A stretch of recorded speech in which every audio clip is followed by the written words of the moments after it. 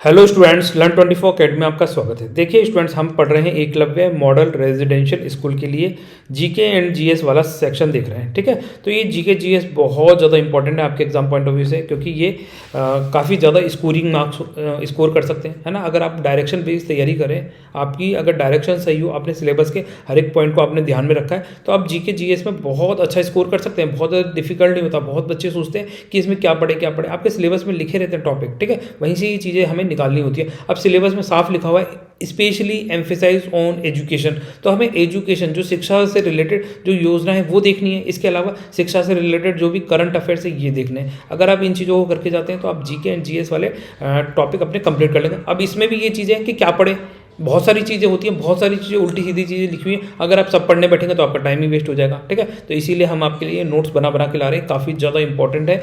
और अगर किसी ने हमारे ये जो लेक्चर्स हैं, ठीक है, ये हमारे इसके लेक्चर सारे कंप्लीट किए हैं, अच्छे से एक एक चीज़ को ध्यान रखा है और साथ में हमारी टेस्ट सीरीज करी है, ठीक है, तो वो तो ये मानिए कि वो 95% से अबोव स्कोर कर लेगा एग्जाम में। ये हमारा वो रहेगा, ठीक है, टारगेट रहेगा कि भाई जो भी हमारा हमसे पढ़ के जा रहा है बच्चा, उसके अगर 20 क्वेश्चन आ रहे हैं तो 20 में से 19 क्वेश्चन तो वो बिल्कुल सही करके आए। ठीक है, हालांकि 20 का टारगेट है, पर एक आध बच्चा तो खुद ही अपनी मर्जी से ही गलत कर देता है। वो सोचता है इसका आंसर ये होगा, इसका आंसर ये होगा, वो ध्यान नहीं देता है। तो इसलिए देखो 20 में से 20 की गारंटी नहीं ली जा सकती, परंतु 19 की गारंटी इसलिए ली जा सकती है क्योंकि एक आध क्वेश्चन तो वो अपने मतलब हौच पौच में गलत कर देता है, ये कुछ और चीज़ समझ लेता है इसलिए गलत कर देता है। अगर आपने ये बहुत अच्छे समझे तो आप 20 में से 20 भी ला सकते हैं, इतना कोई डिफिकल्ट नहीं है। ठीक है, अगर मैं एग्जांपल दे रहा हूँ, अगर 20 क्वेश्चन पूछे जा रहे हैं, 30 पूछे जा रहे हैं, तो 30 में से 10 पूछे जाएंगे, तो 10 में से 10 तक की गारंटी रहती है। और एक एक क्वेश्चन का बहुत ज़्यादा इंपॉर्टेंट रहता है। जब आपका रिजल्ट आता है तब आपको पता चलता है यार एक नंबर और आता तो शायद सिलेक्शन हो जाता। ठीक है, तो ये शायद वाली चीज़ आपके ना आए, तो इसीलिए ये आपके लिए टेस्ट सीरीज भी लाई गई है। ठीक है, तो आप क्या करें, जो भी आप पढ़ाई कर रहे हैं उसके साथ साथ ही जो बच्चे टेस्ट सीरीज देंगे तो उनकी तो थोड़ा सा प्रोबेबिलिटी बढ़ जाती है, क्योंकि वो उनका डबल रिवीजन हो रहा है, डबल चीज़ें हो रही है। और साथ में अगर मान लीजिए मैंने लेक्चर में कोई चीज़ नहीं बता पाया, ठीक है, तो वो हमारी टेस्ट सीरीज में वो वाले पॉइंट्स कवर हो जाएंगे आपके। ठीक है, जैसे मान लीजिए कुछ रह गया, कोई जीके का कोई टॉपिक रह गया, तो वो टेस्ट सीरीज में आपका कवर करा दिया जाएगा। तो आप बिल्कुल भी निश्चित होकर बैठे। तो देखो टेस्ट सीरीज की जो फीस है कोई बहुत ज़्यादा नहीं रखी गई, 149 है, परंतु अभी 1 तारीख तक डिस्काउंट ऑफर चल रहा है इसमें 99 रुपीज़। ठीक है, 1 तारीख के बाद में आपको 149 रुपीज़ की हो जाएगी टेस्ट सीरीज। तो ये थोड़ा सा ध्यान रखें, फिर बाद में मत बोलना कि सर डिस्काउंट करते हैं। ठीक है, फिर बाद में नहीं हो पाएगा। अगर आप टेस्ट से रिलेटेड कोई भी इंक्वायरी चाहिए, मतलब कुछ भी जानना है, तो आप 8118816110 पे मुझे व्हाट्सअप कर सकते हैं, तो आपको टेस्ट सीरीज में एनरोल कर दिया जाएगा। ठीक है, तो देखो हमेशा याद रखें, थोड़ी थोड़ी मेहनत और थोड़े थोड़े जो ज़्यादा एक्स्ट्रा एफर्ट करता है ना, वो और लोगों से आगे निकल जाता है।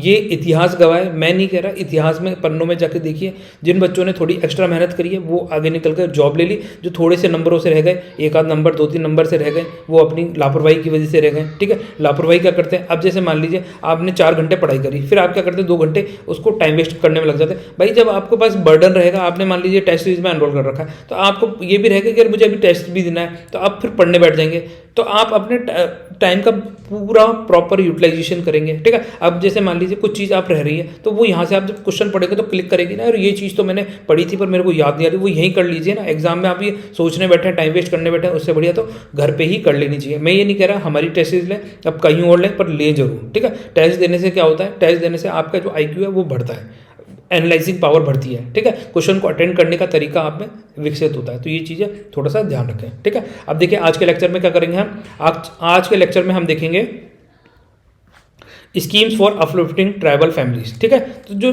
ट्राइबल परिवार हैं उनको अपलिफ्ट करने के लिए राज्य सरकार के द्वारा क्या क्या स्कीम्स लाई गई हैं। जैसे कि पहली स्कीम देखेंगे हम प्रधानमंत्री PVTG डेवलपमेंट मिशन। ठीक है, फिर दूसरी स्कीम देखेंगे national sickle cell anaemia mission. ये वैसे हमने कल देख लिया था, तो ये कल वाले लेक्चर से आपका कंप्लीट हो जाएगा। क्या टारगेट है, 2047 तक सिकल सेल एनीमिया को खत्म करना है इंडिया से, भारत के लक्ष्य है ये याद कर लीजिए, ईयर आपसे पूछा जा सकता है, काफ़ी ज़्यादा इंपॉर्टेंट है ये। ठीक है, इसके अलावा central recruitment for teachers for Eklavya model residential school. ठीक है, ये पहले मैंने आपको कराया नहीं था, आज इसको भी देख लेंगे। ठीक है, इसके जो इंपॉर्टेंट प्रोविजंस है वो देखेंगे। फिर चौथी हम देखेंगे प्रधानमंत्री आदि आदर्श ग्राम योजना, ये भी काफ़ी ज़्यादा इंपॉर्टेंट है, यहाँ से भी आपके एग्जाम में क्वेश्चन पूछे जा सकते हैं। फिर देखिए पांचवी प्रधानमंत्री जनजातीय विकास मिशन। ठीक है, ये काफ़ी डिटेल में, तो इसको भी समझेंगे। फिर उसके बाद में छठी स्कीम है development for the particular vulnerable tribal groups, तो PVTG के लिए सरकार के द्वारा क्या कदम उठाए जा रहे हैं, तो वो भी हम यहाँ देखेंगे। आ जाइए इसको देखते हैं आप। आज का लेक्चर स्टार्ट करते हैं, ये सारी स्कीम्स, ठीक है। अब देखिए स्टूडेंट्स, ये जो PVTGs ग्रुप हैं, पर्टिकुलरली वनरेबल ट्राइबल ग्रुप्स हैं, इनके क्या है डेवलपमेंट के लिए इनको सबसे पहले आइडेंटिफाई करना पड़ेगा कि भाई PVTGs कम्युनिटी होती के अंदर कौन किसको सम्मिलित किया जाएगा। मान लीजिए आपको नहीं किया और दूसरे को कर लिया, और आपको ज़्यादा पैसे दे उसको दूसरे को पैसे दे रहे हैं, आपको नहीं दे रहे, तो आप तो गुस्सा करोगे ना। तो इसके लिए क्या है, कुछ देखा जाता है कि कुछ कैटेगरियाँ बनाए गए कि भाई अगर ये कंडीशन फॉलो करते हैं तो इन ट्राइबल ग्रुप्स को हम PVTGs के अंदर इंक्लूड कर सकते हैं, ठीक है। तो कितने 705 ऐसे शेड्यूल ट्राइब्स देखी गई, जिसमें से 75 आइडेंटिफाई की गई हैं अब तक PVTGs के अंदर, ठीक है। पर्टिकुलरली वनरेबल ट्राइबल ग्रुप के अंदर कितनी है, 75 है। तो ये डेटा याद रखना है, 75 अच्छे से याद रखने की कोशिश करें, ठीक है। अब कैसे आइडेंटिफाई किया जाता है, तो ये देखा जाता है जो प्री एग्रीकल्चर लेवल की टेक्नोलॉजी अगर वो इस्तेमाल कर रहे हैं, जब एग्रीकल्चर खेती वेती नहीं होती थी, है ना, तो उससे पहले की अगर वो टेक्निक अभी भी इस्तेमाल कर रहे हैं तो वो इसमें इंक्लूड की जा सकती है। साथ में उनकी जो लिटरेसी का लेवल बिल्कुल निम्न हो,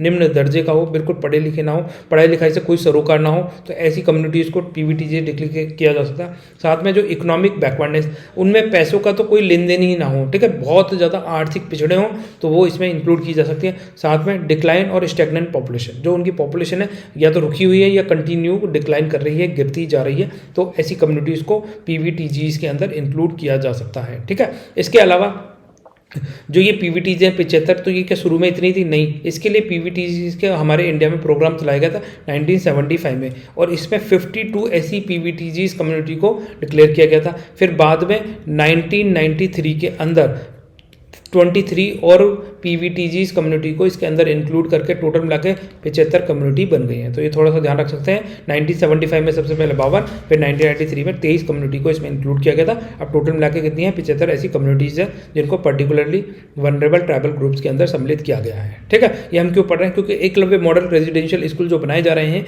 वो पर्टिकुलरली वनरेबल ट्राइबल ग्रुप्स की को भी सपोर्ट करेंगे, उनको एजुकेट करने का कार्य करेंगे, ठीक है। तो ये थोड़ा सा ध्यान रख सकते हैं। अब देखिए, ये कुछ कम्युनिटीज़ हैं जैसे कि केरला के अंदर मिलती हैं चोल नेकायन, ठीक है, कथोड़ी का मिलती है, गुजरात की है, जरावास कहाँ की है, अंडमान एंड निकोबार आइलैंड की है, ठीक है, कोरागा कहाँ की है, कोरगा है कर्नाटका की। तो ये थोड़ा सा ध्यान रख सकते हैं नाम। आ जाइए नेक्स्ट चलते हैं।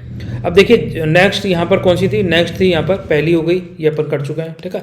दूसरी है, ये दूसरी भी हमने कर चुके हैं पहले ही, ठीक है, पिछले लेक्चर में कर लिया था, तो वहाँ से आप देख लीजिए। तीसरी है अब central recruitment of the teachers for the Eklavya model residential school. तो इसको देखते हैं, आ जाइए। अब देखिए, ये मिनिस्ट्री ऑफ ट्राइबल अफेयर्स का एक डॉक्यूमेंट है, ठीक है। इसमें इन्होंने ये बताया कि बजट 2023-24 में ये अनाउंसमेंट किया गया है कि 38,800 कितना 38,800 टीचर्स का रिक्रूटमेंट किया जाएगा, ठीक है। टीचर्स प्लस सपोर्ट जो स्टाफ हो वो रिक्रूट किया जाएगा। टोटल मिला के हमारे एकलव्य मॉडल रेजिडेंशियल स्कूल कितने हैं? 740 रेजिडेंशियल स्कूल्स में, ठीक है। तो ये थोड़ा सा ध्यान रख सकते हैं। ये कितने 3.5 लाख बच्चों को जो ट्राइबल स्टूडेंट्स हैं उनको पढ़ाएंगे, तो ये थोड़ा सा ध्यान रखना है। यहाँ से क्वेश्चन पूछा जा सकता है कि जो EMRS एवरी ब्लॉक, हर एक ब्लॉक में इनको एस्टेब्लिशमेंट किया जाएगा, जहाँ पर भी ST की पॉपुलेशन 50% से ज़्यादा होगी, और साथ में 20,000 ट्राइबल पर्सन उस पर्टिकुलर एरिया में रहते होंगे और उस ब्लॉक में रहते होंगे, तो वहाँ पर एकलव्य मॉडल रेजिडेंशियल स्कूल की स्थापना की जाएगी। और ये डेटा कौन सा? वर्ष 2011 के सेंसस के अकॉर्डिंग ये देखा जाएगा, ठीक है। ये थोड़ा ध्यान रखना है। इसके अलावा इसमें यूनिफॉर्म, बुक्स, स्टेशनरीज, फूड्स के लिए सरकार प्रोविज़न करेगी, ठीक है, पैसा खर्च करेगी। और ये जो स्कूल्स की एस्टेब्लिशमेंट करेगी, तो इसके लिए क्या है, सरकार जो मिनिस्ट्री है वो पैसा किसको देगी? वो पैसा देगी national education society for tribal students, ठीक है। तो ये जो national education society for tribal student है, ये एकलव्य मॉडल रेजिडेंशियल स्कूल को एस्टेब्लिश करने का कार्य करेंगी, ठीक है। जो भी फंड्स का एलोकेशन करना है, पहले तो क्या है, ट्राइबल मिनिस्ट्री पैसा इनको दे देगी, है ना, NESTs को, और ये नेक्स्ट क्या करेंगे, बाद में पैसे को रिलीज करेगी सोसाइटीज़ को, जो स्टेट सोसाइटीज़ हैं, कंस्ट्रक्शन एजेंसीज हैं, उनको पैसे देने का कार्य करेंगे। तो ये थोड़ा सा पूछा जाए तो ये थोड़ा सा ध्यान रख सकते हैं। कौन कर रहा है इसको डेवलपमेंट का कार्य? National education society for tribal students के द्वारा किया जाएगा, ठीक है। फिर उसके बाद में यहाँ पर जो पूरा डेटा लिखा हुआ है, ये पूरा का पूरा ऊपर वाला ही है कि 38,800 टीचर्स की रिक्रूटमेंट किया जाएगा, teachers plus support staff 740 Eklavya model residential school खोले जाएंगे। तो ये थोड़ा सा ध्यान रख सकते हैं। तो ये वाला जो पॉइंट है जो हम दूसरा पढ़कर आए हैं, ठीक है। तो सेंट्रल रिक्रूट कर रही है teachers for the Eklavya model residential school के लिए कितने? 38,800 टीचर्स प्लस सपोर्ट स्टाफ, ठीक है। तो ये दोनों हैं इसके अंदर इंक्लूड है, ये थोड़ा ध्यान रखें। अब आ जाइए चौथी खबर करते हैं, प्रधानमंत्री आदि आदर्श ग्राम योजना, ठीक है। तो प्रधानमंत्री आदि आदर्श ग्राम योजना है क्या, आ जाओ यहाँ समझते हैं। अब देखिए प्रधानमंत्री आदि आदर्श ग्राम योजना, ठीक है।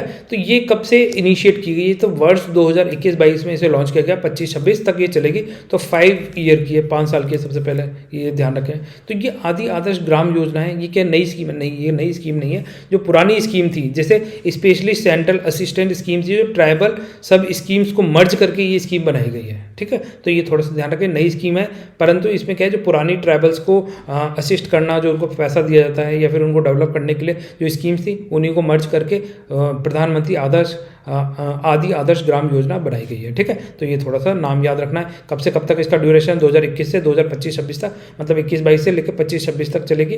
तो ये इंपॉर्टेंट है, 5 सालों की स्कीम है ना। ये पूछे जाते हैं इस तरह क्वेश्चन, तो थोड़ा ध्यान रखना है, ठीक है। तो इसका मेजर ऑब्जेक्टिव क्या होगा, इसका मेजर उद्देश्य यही है, जो अनुसूचित जाति हैं, जनजाति हैं, तो उनमें उनको विभिन्न योजनाओं का लाभ पहुंचाया जा सके, इंफ्रास्ट्रक्चर डेवलप किया जा सके, ठीक है।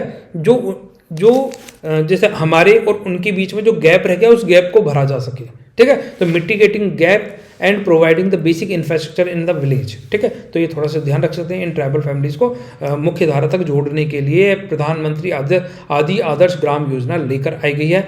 तो इसमें क्या देखा जाएगा, ऐसे विलेज जहाँ पर कम से कम 50% एसटी पॉपुलेशन है, या फिर 500 एसटी मतलब 50% कहीं ऐसी पॉपुलेशन है, तो उन विलेजेस को डेवलप किया जाएगा। साथ में ये जो हमारे जितने भी स्टेट्स हैं, यूनियन टेरिटरीज हैं, उसमें इस तरीके से 500 एसटी विलेजेस को चुना जाएगा और उनको डेवलप किया जाएगा, ठीक है। सारे ही नहीं डेवलप कर दिए जाएंगे एक बार में, शुरुआत में कितने 500 एसटी विलेजेस को डेवलप किया जाएगा, और 50% से अधिक पॉपुलेशन होना जरूरी है। तो इस तरीके से कितने 36,428 विलेजेस को इस स्कीम के तहत डेवलप किया जाएगा, ठीक है। अब देखिए स्टूडेंट्स, ये जो स्कीम है ना, तो ये इसके मेन ऑब्जेक्टिव्स क्या है, इसके मेन ऑब्जेक्टिव्स यही हैं कि जो सोशो इकोनॉमिक डेवलपमेंट लाना, ठीक है। जो ट्राइबल फैमिलीज, जो विलेजेस पीछे रह गए, तो उनको मुख्य धारा तक जोड़ना है, सामाजिक और आर्थिक विकास करना है। तो उसके लिए क्या करेंगे, सबसे पहले तो ये प्रिपेयर करेंगे एक विलेज डेवलपमेंट प्लान, ठीक है। तो विलेज डेवलपमेंट प्लान तैयार कराया जाएगा, जिसमें ये देखा जाएगा क्या नीड्स हैं, क्या पोटेंशियल है, क्या एस्पिरेशन है, इसके बेसिस पे, है ना, उनकी आवश्यकताओं, भावनाओं, आकांक्षाओं को ध्यान में रखते हुए विलेज डेवलपमेंट लाया जाएगा। दूसरा, उसमें देखा जाएगा मैक्सिमाइज करा जाएगा जो इंडिविजुअल हैं, फैमिलीज हैं, उनमें जो सेंट्रल और स्टेट की जो गवर्नमेंट की स्कीम्स चलती है, उसका बेनिफिट इन तक पहुंचे, ठीक है। तीसरा, इसमें ये ध्यान रखा जाएगा जो इंफ्रास्ट्रक्चर है वो किस तरीके से डेवलप करना है, जैसे हेल्थ, एजुकेशन, कनेक्टिविटी, लाइवलीहुड, इनका प्रॉपर ध्यान रखा जाएगा। तो इस योजना के तहत जो गैप है, जो ट्राइबल्स और हमारे बीच में जो गैप रह गया है, ठीक है, उस गैप को किस तरीके से भरा जाएगा। उस गैप को भरने के लिए 8 सेक्टर्स पे ध्यान दिया जाएगा। तो 8 सेक्टर कौन कौन से होंगे, जैसे रोड, ठीक है, रोड कनेक्टिविटी। तो ये रोड कनेक्टिविटी कहाँ पर होगी, ये अंदर भी हो सकती है, इंटरनल हो सकती है, ये तो इंट्रा विलेज हो सकती है, एक विलेज से दूसरे विलेज में जोड़ने के लिए हो सकती है, ये उस विलेज के अंदर हो सकती है, ठीक है।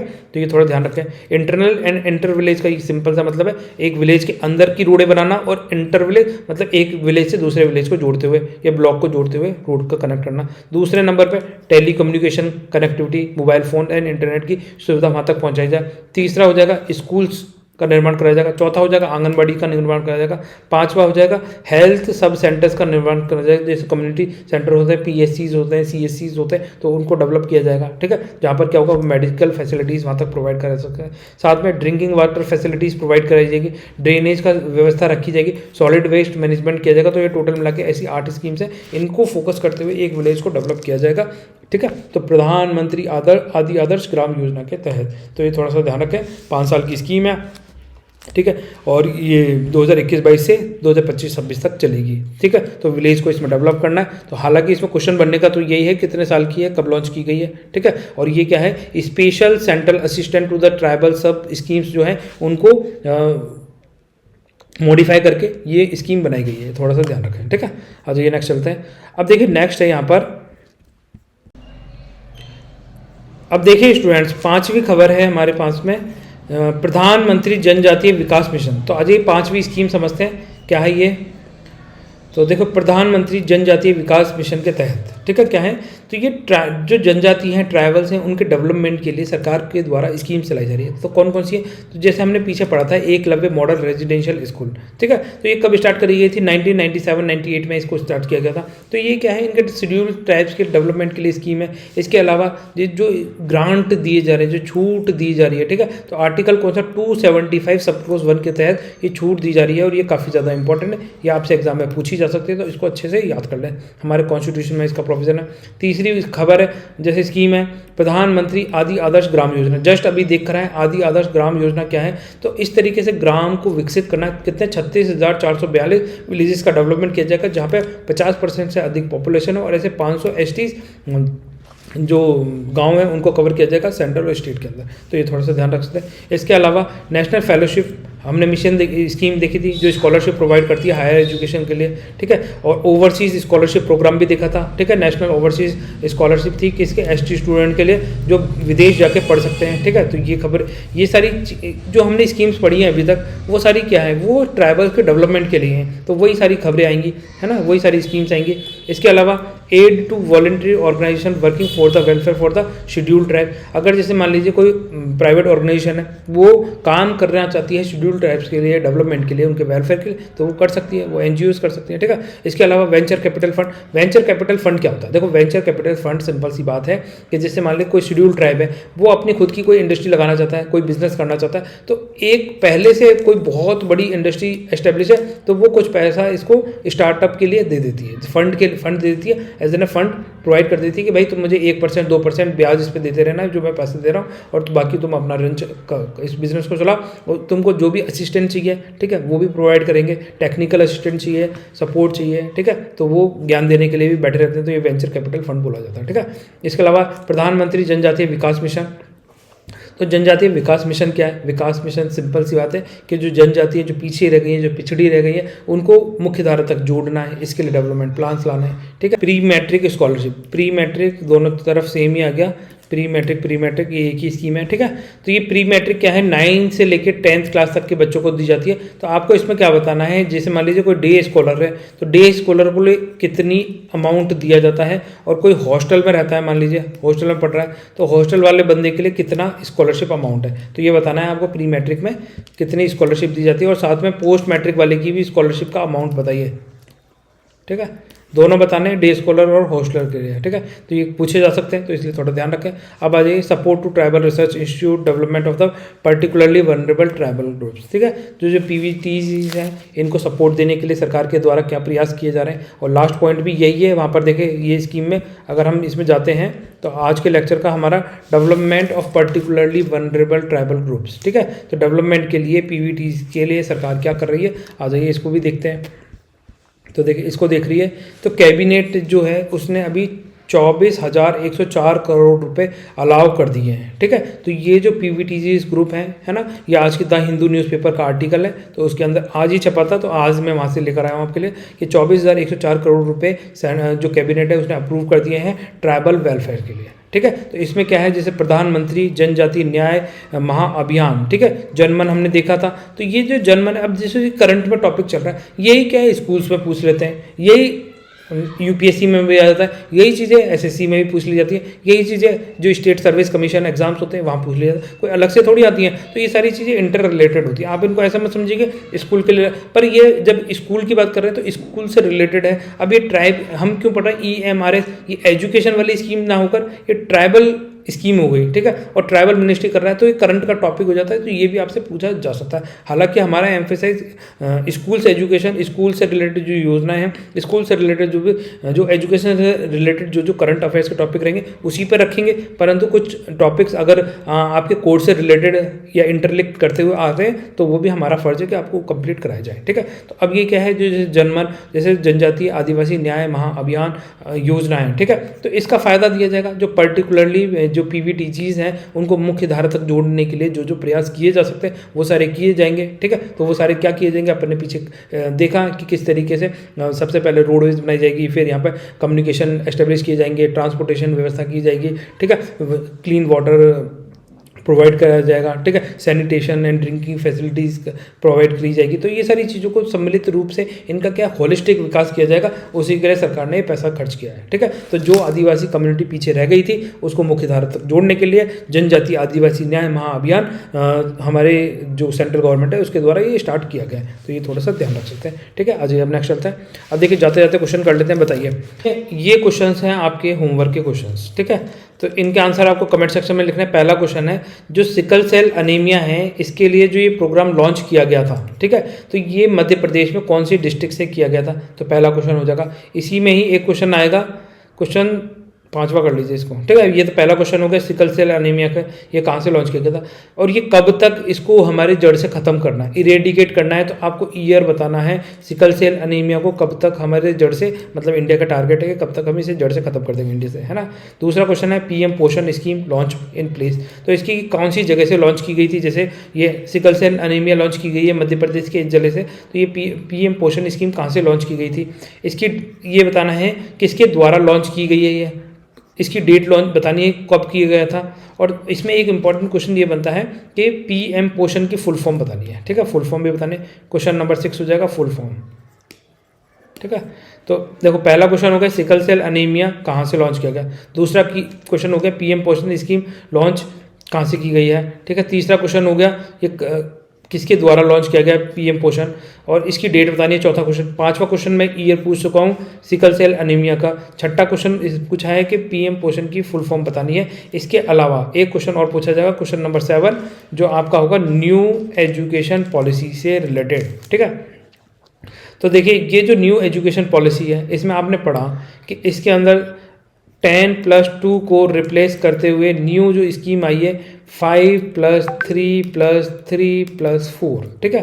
तो ये 5+3+3+4 इसमें इंट्रोड्यूस कर दिया गया है। इसके साथ साथ, ठीक है, हमारी जो एजुकेशन पॉलिसी ये वाली फोकस करती है प्राइमरी प्लस सेकेंडरी, ठीक है। तो इसमें जो ये शुरू वाला 5 है इसको 2 भागों में बांटा जाता है, ठीक है, जिसमें 3+2 की बात करी जाती है। तो ये फर्स्ट वाला जो 3 है इसको क्या बोलेंगे, ठीक है। आया क्वेश्चन समझ में कि नहीं आया।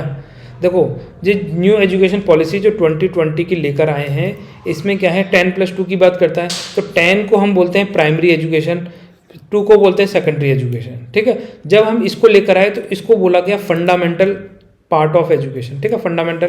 फिर इन सब के नाम दिए गए प्रिपरेटरी, मिडिल और ये सेकेंडरी एजुकेशन इसका नाम है। तो ये जो फंडामेंटल है इसको 2 भागों में बांटा जाता है 3+2, ठीक है। इसके अंदर नहीं बांटा गया, जब आप वो ड्राफ्ट डॉक्यूमेंट पढ़ेंगे उसको डिटेल में पढ़ेंगे तब आपको पता चलेगा, ठीक है। तो ये 3+2 में बांटा जाता है। तो ये 3 को क्या बोला जाता है, ठीक है, इसका नाम क्या है, ये कौन से एजुकेशन का भाग है, ठीक है। क्या ये पहले इसका भाग हुआ करता था, नहीं हुआ करता था, ठीक है। तो इसको क्या बोला जाता है 3 को, ठीक है। तो अगर क्वेश्चन समझ में आया तो ठीक है, नहीं आया तो कोई बात नहीं। ऐसे ये थोड़ा ज़्यादा डेप्थ में क्वेश्चन है, हालांकि पूछा भी जा सकता है, नहीं भी पूछ सकते हैं, ठीक है, अलग तरीके से पूछ सकते हैं, पर आपको पता होना चाहिए, ठीक है स्टूडेंट्स। तो फिर